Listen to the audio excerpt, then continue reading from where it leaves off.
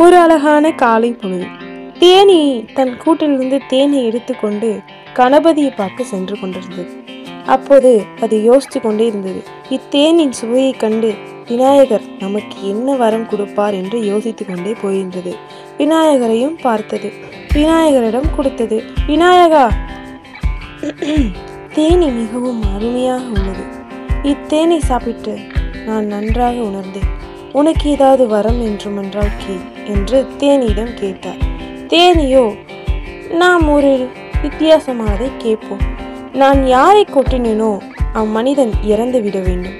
விநாயகர் இதை கேட்டு மிகவும் அதிர்ந்து போனார். விநாயகர் சிரித்தார்.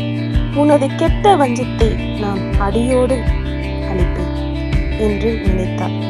நீ கேட்ட வரத்தை இதோ தருகிறேன் என்று கொடுத்தார்.